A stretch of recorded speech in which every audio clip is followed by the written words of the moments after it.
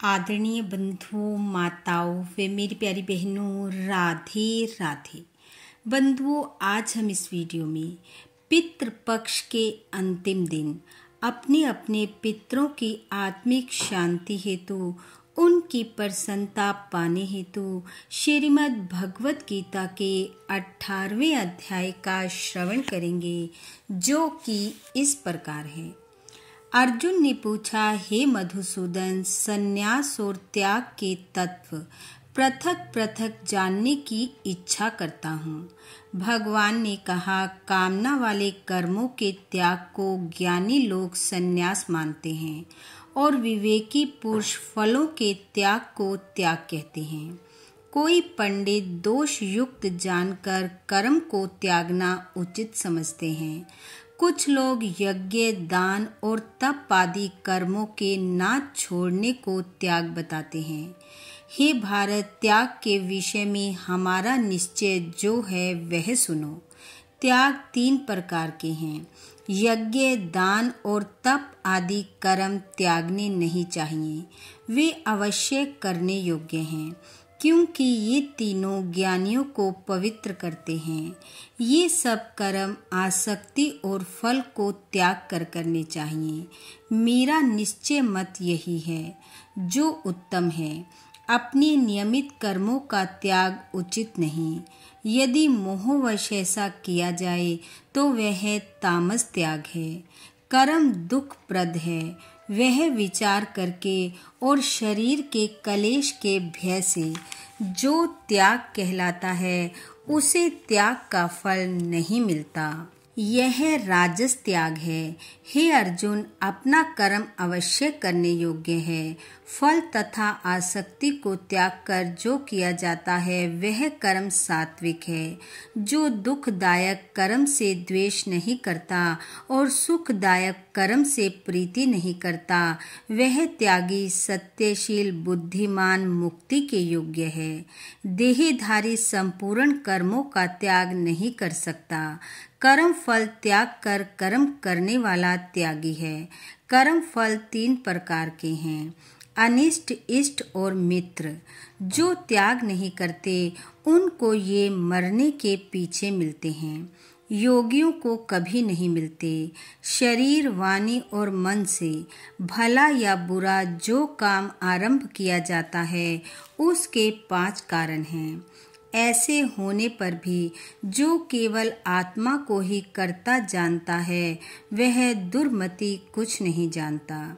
जिसको यह अहंकार नहीं कि मैं करता हूँ और जिसकी बुद्धि कर्मों से लिप्त नहीं है, वह मनुष्य प्राणियों को मार कर भी उनको नहीं मारता और उनमें नहीं बंधता। ज्ञान, श्रेय और ज्ञाता, ये तीनों ही कर्म के साधन हैं। सांख्य शास्त्र में ज्ञान, कर्म और कर्ता, ये सात्विक गुणों के भेद 3 प्रकार के हैं। इनको भी सुनो। जो सब भिन्न भिन्न प्राणियों में अविनाशी अविभक्त सत्ता को देखता है, वह ज्ञान सात्विक कहलाता है। जिस ज्ञान से प्राणियों में नाना प्रकार की सत्ताएं दिखाई देती हैं, उसको राजस ज्ञान जानो। ऐसा ज्ञान जिसमें बिन कारण और तत्वार्थ के जाने एक ही कार्य में लगा रहे, अलप और तामस है। फल की इच्छा ना करके जो नियत किया जाता है, सात्विक है। जो फल की इच्छा से और अहंकार से बड़े यत्न से किया जाता है, वह कर्म राजस है। जो कर्म परिणाम, धन का खर्च, दूसरे की पीड़ा और अपना पुरुषार्थ ना जानकर मोहवश किया जाता है, वह तामस कर्म कहलाता है। संग में रहित, अहंकार, धैर्य और उत्साह युक्त, सिद्ध और असिद्ध में समान जो रहता है, वह सात्विक करता है। रोग मुक्त, फल का इच्छुक, लोभी, हिंसक, अपवित्र, हर्ष शोक से युक्त राजस कर्ता कहलाता है। चंचल चित्त वाला, नीच, मूर्ख, दूसरों की बुराई करने वाला, आलसी, विवादी और दीर्घ सूत्री तामस कर्ता कहलाता है। हे धनंजय, गुणों की तरह बुद्धि और धैर्य के भी 3 भेद हैं, उनको विस्तार से कहता हूँ, सुनो। बुद्धि, प्रवृत्ति, कर्तव्य, अकर्तव्य, भय और अभय का बंधन व मोक्ष को जानता है, वह सात्विकी है। हे पार्थ, जिससे धर्म और अधर्म, कर्तव्य और अकर्तव्य ठीक निश्चय नहीं होता, वह राजसी बुद्धि है। हे पार्थ, जिस ज्ञान से ढकी बुद्धि करके मनुष्य अधर्म को धर्म जानता है, वह तामसी है। एकाग्र चित्त होने से इधर उधर ना डिगने वाली जिस धृति के द्वारा मन, प्राण और इंद्रियों की क्रिया ठीक चलती है, वह सात्विकी है। हे पार्थ, जो प्रसंग से फल की इच्छा वाला है, जो धर्म, काम तथा अर्थ को धारण करता है, उसकी धृति राजसी है। हे पार्थ, जिस धृति से मूर्ख जन निद्रा, भय, शोक, विवाद और मद को नहीं त्यागता, वही तामसी वृत्ति है। हे अर्जुन, 3 प्रकार के सुखों को सुनो, जिनकी अभ्यास से चित्त रमता है, दुख का अंत हो जाता है, वही सुख सात्विक है। जो सुख आरंभ में अमृत तुल्य और अंत में विषय के सदृश विषयों और इंद्रियों के संयोग से होता है, उसे राजस कहते हैं। जो सुख आदि और अंत दोनों में मनुष्यों को मोह में फंसाता है और जो नींद, आलस्य तथा परमार्थ से उत्पन्न होता है, वही तामस है। प्रकृति के इन तीनों गुणों से अलग कोई वस्तु आकाश, पाताल, देवलोक में नहीं। हे अर्जुन, ब्राह्मण, क्षत्रिय, वैश्य और शूद्रों के कर्म स्वाभाविक गुणों में बटे हुए हैं। सम, दम, तप, पवित्रता, क्षमा, नम्रता, ज्ञान, अनुभव और परलोक में श्रद्धा, ये ब्राह्मण के स्वाभाविक सिद्ध कर्म हैं। बहादुरी, तेजस्विता, धैर्य, चतुराई, युद्ध में स्थिरता, उदारता और प्रभुता, ये क्षत्रियों के स्वाभाविक कर्म हैं। खेती, गो रक्षा, व्यापार वैश्यों के स्वाभाविक कर्म हैं। तीनों वर्णों की सेवा शूद्रों के स्वाभाविक कर्म हैं। जो लोग अपने अपने और प्रवृत्तियों के अनुसार कर्म करते हैं, उनको सिद्धि प्राप्त होती है। वह सुनो, जिसमें सब प्राणियों की प्रवृत्ति हुई है, जिसने सब जगत का विस्तार किया है, उस ईश्वर की अपने कर्मों के द्वारा आराधना करके मनुष्य सिद्धि को पाता है। दूसरे उत्तम धर्म से अपना धर्म ही श्रेष्ठ है। स्वाभाविक कर्म करने से पाप नहीं लगता। हे कौन्तेय, दोष युक्त भी स्वाभाविक धर्म का त्याग न करे। सवृत्त आसक्ति को छोड़ने वाला, आत्मा को जीतने वाला, इच्छा रहित मनुष्य संन्यास के द्वारा सर्व कर्म निवृत्ति पाकर सिद्धि को पाता है। हे अर्जुन, इस प्रकार का पुरुष सिद्ध हो जाता है। वह फिर किस तरह ब्रह्म को प्राप्त होता है, सो मुझसे सुनो। यही इस ज्ञान की प्राणनिष्ठा है। शुद्ध बुद्धि से मुक्त होकर धृति द्वारा मन को वश में लाकर शब्द आदि विषयों को छोड़कर राग द्वेष से रहित एकांत में रहने वाला, मिताहारी, वाणी और मन को जीतने वाला, नित्य ध्यान युक्त और वैराग्यवान, अहंकार, बल, काम, क्रोध व परिग्रह छोड़कर ममताहीन और शांत मनुष्य ब्रह्म भाव के योग्य होता है। ब्रह्म को प्राप्त हुआ पुरुष प्रसन्नचित्त होकर शोक व अभिलाषा को नहीं करता और जीवन मात्र में समदर्शी होकर मुझ में परम भक्ति पाता है। इस प्रकार ज्ञानी मुझ में निवास करने वाला सदैव सब कर्मों को भी करता हुआ मेरे इस अनुग्रह से अविनाशी सनातन मोक्ष पद को प्राप्त होता है। वैसा ही ठीक जानता है। तदांतर तत्व से मुझको जानकर फिर मुझ में ही प्रवेश करता है। सावधानी से अपना मन मुझ में स्थिर कर और सब कर्मों को मुझ में ही अर्पण कर बुद्धि योग के आश्रम से निरंतर अपने चित्त को मुझ में लगा दे।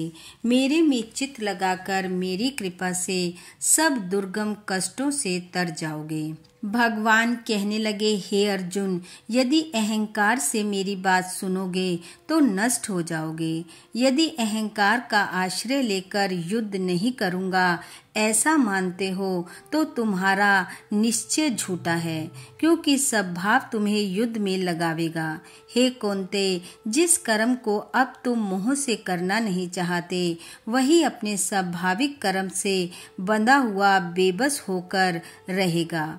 हे अर्जुन, प्राणियों के हृदय में स्थिर ईश्वर उनको माया से इस प्रकार भरमा रहा है मानो सब यंत्र पर चढ़े हैं। हे कौन्ते, सब भावों से उसी की कृपा से परम शांति और मुक्ति को पाओगे। यह गूढ़ ज्ञान मैंने तुम्हें कहा है, इसे भली भांति विचार कर जैसे चाहते हो वैसा करो। सबसे गूढ़ वचन को और सुन, क्योंकि तू मेरा परम मित्र है। इससे तेरे हित की बात कहूँगा। मेरे में मन लगाओ, मेरे भक्त हो, मेरा यज्ञ करो और मुझे ही नमस्कार करो। इस प्रकार मुझे पाओगे, यह मैं सत्य प्रतिज्ञा कर कहता हूँ। क्योंकि तुम मेरे मित्र हो, सब धर्मों को छोड़कर केवल मेरी शरण में आओ, मैं तुम्हें सब पापों से छुड़ा दूंगा। सोच ना करो, यह मेरा रहस्य ऐसे पुरुष से जो मेरा तप ना करता हो, मेरा भक्त ना हो, सेवक ना हो, मेरा निंदक हो, कभी नहीं कहना चाहिए। जो इस परम गुप्त ज्ञान को मेरे भक्तों में प्रकट करेगा वह मेरी परम भक्ति को पाकर अंत में निश्चय ही मुझ में लीन हो जाएगा। भगवान बोले, हे अर्जुन, इससे अधिक मेरे लिए प्यारा काम करने वाला मनुष्यों में दूसरा कोई नहीं होगा और उससे बढ़कर मुझे कोई प्यारा भी नहीं होगा। हमारे इस धर्म संवाद को जो कोई पढ़ेगा मैं समझूंगा कि उसने ज्ञान यज्ञ से मेरी पूजा की। जो श्रद्धावान पुरुष दोष ढूंढे बिना इसको सुनेगा वह भी मुक्त होकर पुण्य आत्माओं को मिलने वाले शुभ लोकों को प्राप्त होगा। हे पार्थ, तुमने एकाग्र चित्त से इस मेरे कहे हुए उपदेश को सुना या नहीं? अर्जुन, तुम्हारे अज्ञान से उत्पन्न हुआ मोह नष्ट हुआ या नहीं? अर्जुन ने कहा, हे भगवान, आपकी कृपा से मेरा मोह नष्ट हो गया और मुझे समृद्धि प्राप्त हुई। निसंदेह आपकी आज्ञा में स्थित हूँ और जैसा आपने कहा है वैसा ही करूँगा। संजय कहते हैं, हे धृतराष्ट्र, मैंने व्यास जी की कृपा से साक्षात योगेश्वर श्री कृष्ण जी के मुख से इस परम संवाद को सुना। हे राजन, भगवान श्री कृष्ण और अर्जुन के अद्भुत पुण्य कारक संवाद को स्मरण करके मैं बारंबार प्रसन्न होता हूँ। श्री कृष्ण भगवान के इस अद्भुत रूप को स्मरण करके मुझे बड़ा ही विस्मय होता है। हे राजन, मेरी ऐसी धारणा है कि जहाँ योगेश्वर श्री कृष्ण ही हैं और जहाँ पार्थ धनुषधारी है वहाँ पर ही राजलक्ष्मी, विजय, ऐश्वर्य और अटल नीति है। इति श्रीमद् भगवद गीता सुपनिषद सुब्रह्म विद्या योग शास्त्रे श्री कृष्ण अर्जुन संवादे संन्यास योगो नाम अष्टदशो अध्याय समाप्त। बोलो भगवान श्री कृष्ण की जय। बंधुओं, भगवान श्री कृष्ण वे आपके पितृ पूर्वजों की कृपा आप वे आपके परिवार पर सदैव बनी रहे।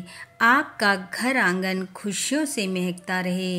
इन्हीं शुभकामनाओं के साथ आप सबका बहुत बहुत धन्यवाद। राधे राधे।